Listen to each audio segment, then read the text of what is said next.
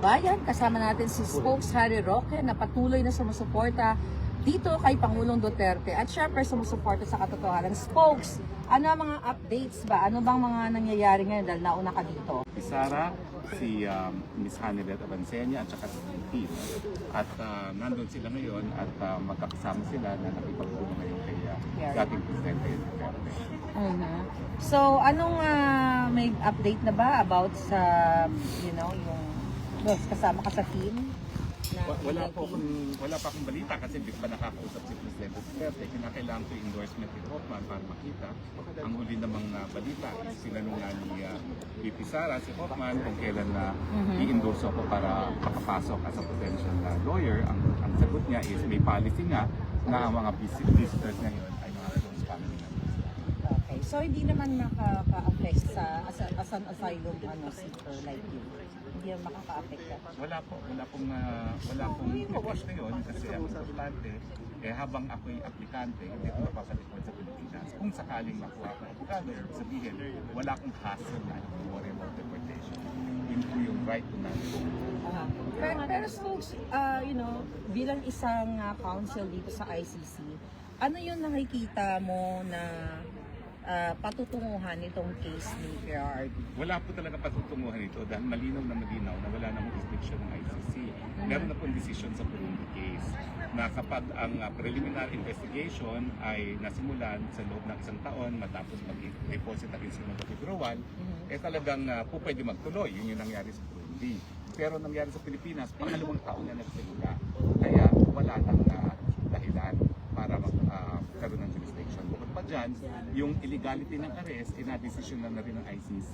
May isang nasasakdan po na Libyan na ganun din, irregular yung pag-aresto sa kanya, hindi dumaan sa lokal na hukuman at sinabi ng korte na dahil mali yung kanyang proseso kung saan nakuha yung pagkatao niya, hindi magkakaroon ng jurisdiction ng hukuman. So sa akin, malino pa sa sikat ng araw ang 2 grounds, yung illegality ng arrest at saka yung lack of jurisdiction in terms of temporal time. Yung temporal kasi yung panahon na wala na talaga jurisdiction ng ICC. So it's a matter of time. At ang akin nga is dapat maisampa na kaagad yung motion to dismiss before anything else. Although, pwede naman kasi isabayan sa provisional release, no? Pero sa provisional release, I want to temper people's expectations kasi wala pang pinawawala ng ICC na accused diretso ng crimes against humanity or war crimes. Ang napawalan pa lang nila na bigyan ng provisional liberty ay yung mga accused of offenses relating to administration of justice. Hindi yung mga main suspect mismo. So, ang track record ng ICC, hindi nagka-grant ng provisional release yung mga akusado mismo for the 4 crimes na linilitis na hukuman. Pero siyempre, susubukan pa rin dahil 80 anyos na ang presidente. Tingin ko naman, alam natin na pag may nangyari kay presidente sa loob ng kulungan, talagang cargo de conscientia ng hukuman. So tingin ko, pag-iisipan din nila ng mabuti yung provisional release dahil hindi naman nangyari na mayroong 80 anyos na akusado na nasa poder nila. Yung marami pong sakit. Yung motion to dismiss, let's say for example, ikaw yung lawyer ni PRRD, kailan dapat ipapile? As soon as time possible. So hindi pa napapile? Ang alam ko hindi pa, pero Bakit kaya? my mind, kung ako yung nabigyan ng pagkakataon, wala naman ako pagkakataon, ako yung nagsasalita lang as a commentator, no? Yeah. Dahil I have the qualification naman as a member of the District Council, hindi ko alam kung bakit. But, ang pagkakakilala ko kay Presidente Duterte, biglang naging amo ko naman siya, talagang hindi niya matanggap na pinahaharap siya sa mga data. So, bago ba i-file yung motion to dismiss na yan, kailangan bang may i-gather na mga evidence or whatever para i-present sa court? Well, alam ko, dun sa nangyari dun sa pag-aresto, pwede naman humingi ng evidentiary hearing. So, pwede talaga mag-schedule ng hearing ang korte at mag-presenta ng ebidensya yung testigong naroon nung inaresto siya para i-relate na walang dokumento pinapita at saka walang request ng ICC na mag-cooperate ang Pilipinas, na walang Interpol red notice, na meron lang diffusion order, na ang diffusion order nanggaling din sa Pilipinas. Parang hiningi ng Pilipinas sa sarili niya na tulungan kaming arestuhin ito, which is ridiculous. Diba?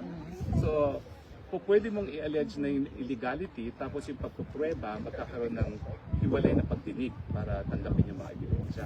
Pero yung issue ng jurisdiction, dahil nagsimula ang preliminary investigation after 2 years, that's a purely question of law. So sa akin, pwede ng decisionan yan na walang kahit anong hearing. Yung question of law lang. Ang preliminary investigation ba na nasimulan sa pangalawang taon matapos ang instrument of withdrawal, yan ba ay tama o mali? So dapat madesisyon na yan dahil kapag sinabi ng hukuman na mali, tapos na ang boxing, uwi na si tatay dito. Yes, I hope makauwi na talaga si PRRD. No? Spokes, kamusta ka naman bilang asylum seeker? Kasi alam niyo mga kababayan, mga palanggan, hindi biro ang pinagdaanan mo para makatakas sa kamay ng Polboronic government. So pwede mo bang i-share dito sa ating mga kababayan kung okay lang sa iyo yung pinagdaan mo since na tinarget ka nila katulad ko? Well, gaya ng sinabi ko, na talaga napaiyak ako nung ako'y pumirma ng asylum application kasi yung nagbigay ng karapatan na hindi na ako pwede mapabalik sa Pilipinas. Panandalian habang dinidinig yung aking asylum. At matagal nga yung proseso bago ma-approve yung asylum. Kaya, so parang nakahiga ako dahil meron na akong halayaan kumaga. No? At kahit ano pang gawin nila, hanggang hindi tapos ang asylum. At ngayon, talagang naawala ako dun sa mga vloggers na tinatakot din ng contempt. Yung nangyari kay MJ, na kapag hindi siya mag-apologize at umamin di umano na fake news peddler siya, ipapakontempt siya, naiintindihan ko yun. Kasi sino ba naman gusto na ma-assist ko? Pero parang napakasama nung nangyari sa kanya. Para siyang hinahasa ang kanyang pagkatao at parang pinaamin na hindi siya ginahasa at nag-enjoy siya sa pag-aabuso sa kanya para lang maiwasan ang pagkatao. So ako, nalulungkot ako sa mga nagkakapalaran ng mga kritiko ng administrasyon nito.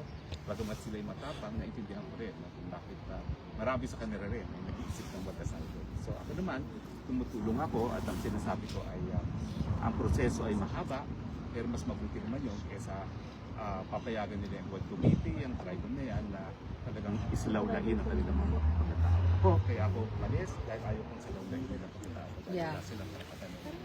Our spokes, kumusta yung pagtanggap sa'yo ng ating mga kababayan, mga Pilipino, mga yung kumakausap sa'yo, yung sitwasyon mo, anong Well, sa pagtanggap? totoo lang po, tumataba na naman ako kasi lahat sila nagbibigay ng pagkain. Maraming salamat po. Hindi na ako gumagastos sa pagkain. Lahat sila nag-offer din na tuluyan, no? Yun na nga, yung sa pagpili, the process of being visited, pwede nga makahanan. So, napaka-into dapat pagdating kami. So, pasensya na po kasi yung punto ng Goma season na pansin ay narinig ko rin sa Nevelas. Baka nandyan sa paligid. So, I'm sure nandyan dito sila sa Paano mo pinagpatagtan yung sarili mo? Spokes, meron kang bodyguard? wala. Pinag ko sa Maharlika. Ang Dragon Lady ang aking bodyguard. Oo, di ba? Yeah, well, I'm here. We're here to support you and syempre ang PRRD. At kaya ka naman nandito dahil kay PRRD. Kaya tayo nandito dahil kay PRRD. That's Para a sa Pilipinas Sa- na oo, rin, no? yeah. Kasi mali itong nangyayari na dayuhan ang gusto ng Presidente sa mga di umanong paglabag sa ating batas no, sa Pilipinas. Mga tagal na tayong malaya, dapat hindi nangyari yan. Yeah. Okay? Yes, so yun na lang muna. Ayan, bago gusto mo na Hindi. magtanong. Ikaw naman ang aking tatanungin. Diba? Akala ko ako lang ikaw yung naman, mag-interview. ikaw naman, Mother Dragon, kamusta naman ang tingin mo sa ang reaksyon ng mga Pilipino dito sa Europa, no, dito sa pag-aresto kay Tatay Digong? Oh well, nakikita naman natin talaga itong mga kanina may nakausap tayo palangga from New York, from Ireland, talagang di ba? Ayan sila, kuna natin. So talagang dumadayo para ipakita ang suporta kay Pangulong Duterte. Again, they spend their own money, yung time nila. So meaning yung puso nila na pagmamahal sa bayan at support kay PRRD, unconditional talaga. Wala talaga nag-utos sa kanila. Pero katulad namin, wala nag-udyok, kundi nararamdaman na lang namin na tumitibok-tibok ang puso. Ito yung friend ko dito na talagang nung binabiyahe pa lang si PRRD, kinukulit niya na ako na mag-travel dito. So, mararamdaman mo talaga na organic or genuine yung pag-ibig para sa bayan at para kay PRRD.